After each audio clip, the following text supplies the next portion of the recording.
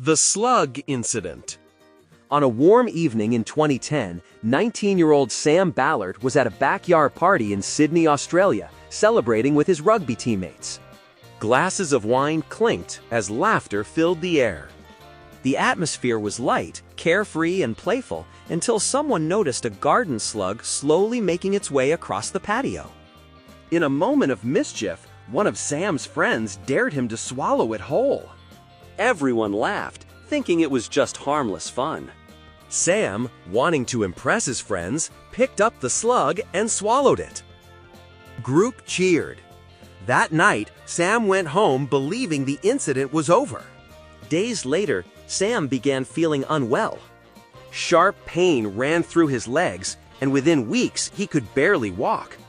At the hospital, doctors delivered terrifying news. The slug had carried a parasite known as rat lungworm. The parasite had infected Sam's brain, causing a severe condition called eosinophilic meningoencephalitis. Sam fell into a coma that lasted an astonishing 420 days. When he finally woke, he was paralyzed from the neck down. He could no longer walk, feed himself, or breathe without assistance. For 8 long years, Sam's life was consumed by the effects of that single, reckless dare. His mother became his full-time caregiver, and his friends were left grappling with the devastating consequences of their thoughtless joke. In 2018, after 8 years of suffering and complications, Sam Ballard passed away at the age of 28. This tragic story serves as a chilling reminder that even dares that seem silly or harmless can carry hidden, life-altering dangers. The memory of what happened that night haunted everyone involved for the rest of their lives. My darkest secret. In the quiet early hours of May 28, 2018, a woman in Heysham, Lancashire, looked out her window and saw flames dancing inside her elderly neighbor's home. 94-year-old Mary Gregory's bungalow was on fire. Firefighters arrived within minutes, breaking into the smoke-filled home.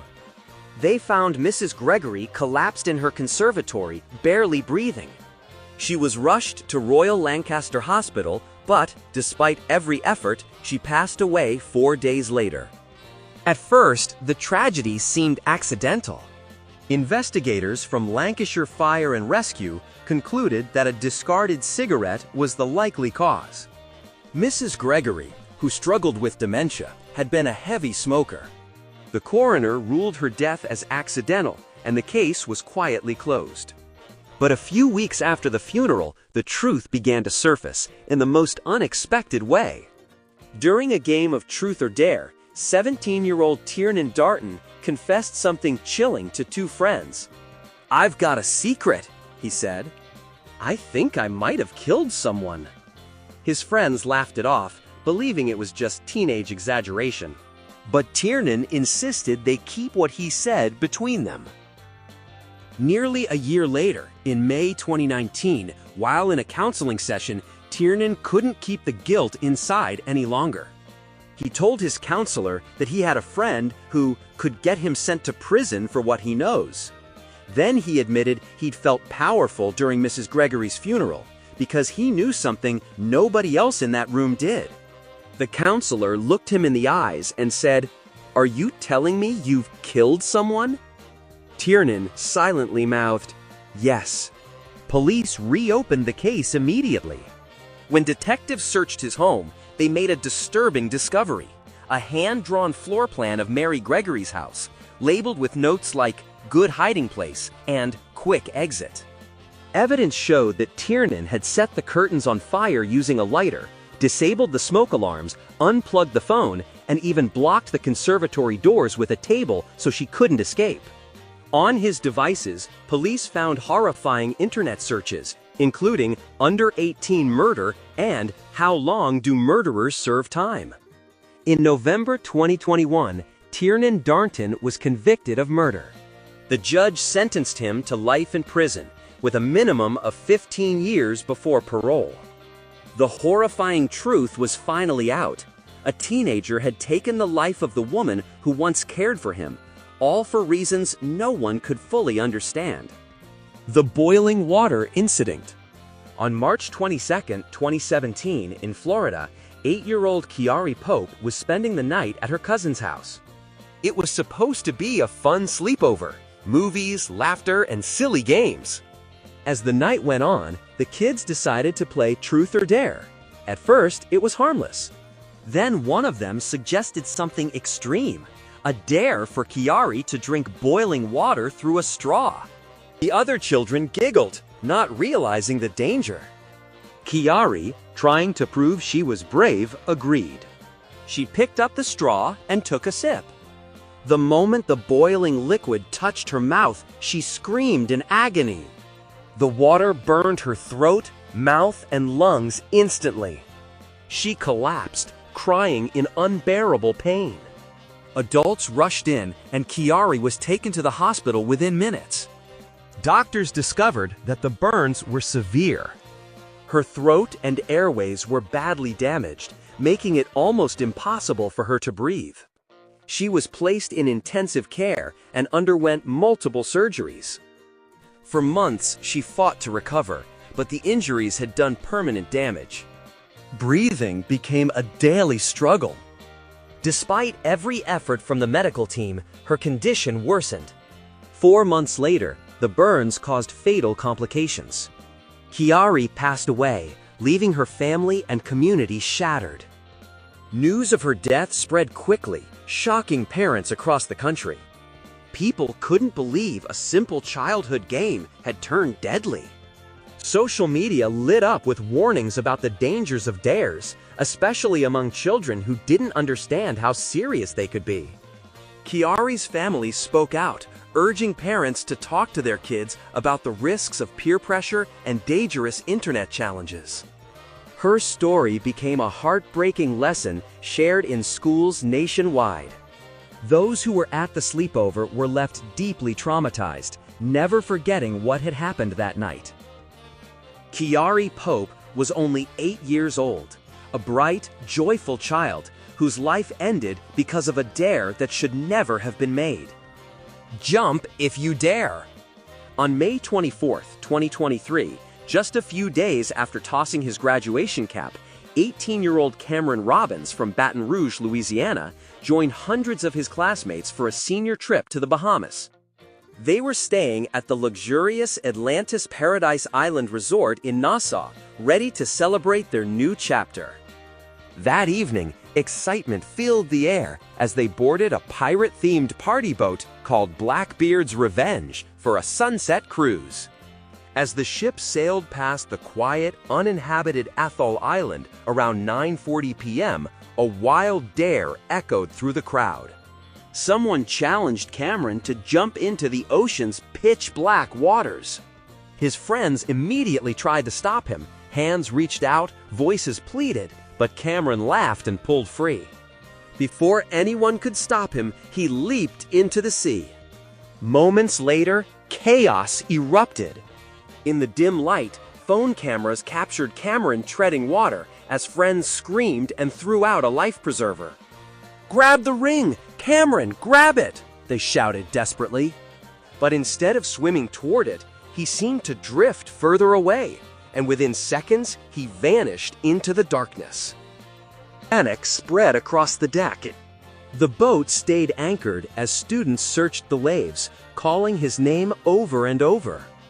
The U.S. Coast Guard, the Royal Bahamas Defense Force, and the United Cajun Navy launched an extensive rescue operation through the night, scouring the area until nearly 3 a.m.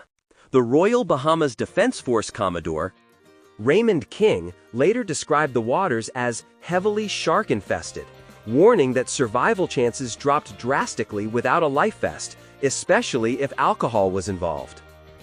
For 2 full days, aircraft and boats covered more than 325 square miles, but there was no trace of Cameron.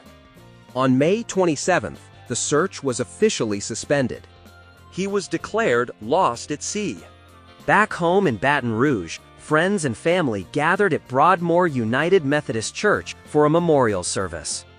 His baseball coach called him a fighter, a fierce competitor with a contagious energy.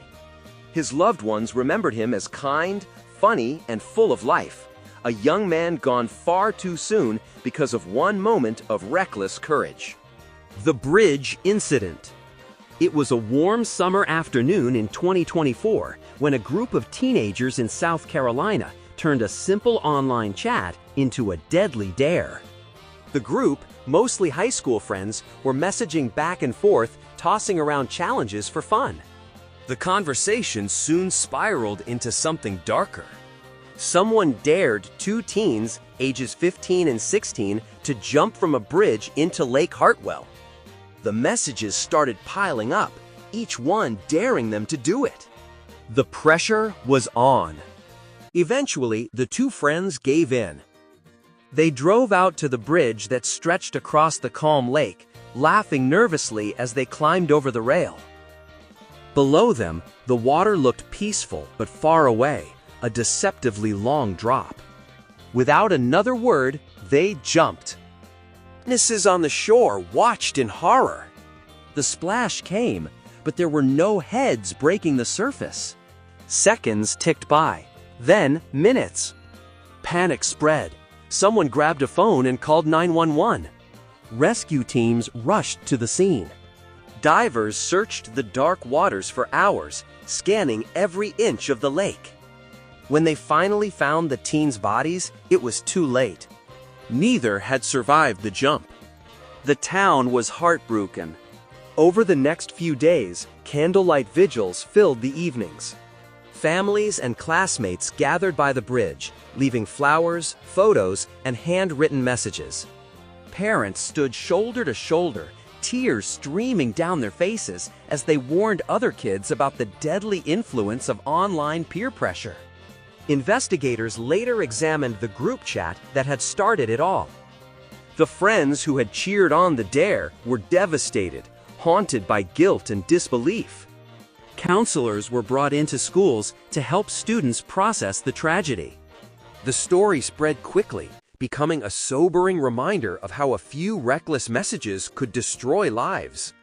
The bridge where the jump happened soon turned into a memorial, a painful symbol of two young souls lost to a moment of impulse and social pressure. The Fireworks Incident. On October 24, 2024, the streets of Bengaluru, India, were alive with the sights and sounds of Diwali. Fireworks exploded in the night sky as a group of friends gathered to celebrate the Festival of Lights. The air was electric, filled with laughter, colors, and the reckless energy that often accompanies alcohol. Among the revelers was a 32-year-old man, laughing and drinking with his friends. In the spirit of fun, someone pulled out a large box of fireworks and dared him to sit on top of it while the fuses were lit. The man, emboldened by the alcohol and the cheers around him, agreed. He climbed onto the box, and for a tense moment, nothing happened. Then, in a terrifying instant, the fireworks ignited all at once. The explosion threw him violently into the air, the force of the blast causing catastrophic injuries. Friends screamed, rushing to help, but it was too late. Emergency responders arrived quickly, but the man had already died at the scene. Authorities confirmed that the incident stemmed from the dare. News outlets across India covered the tragedy extensively, broadcasting footage and warning viewers of the lethal combination of alcohol, peer pressure, and explosives. The man's family was left grieving a senseless loss, while his friends were overwhelmed with guilt and trauma. The incident became a cautionary tale, shared widely every year during Diwali, reminding people everywhere that what seems like a harmless dare can have fatal consequences.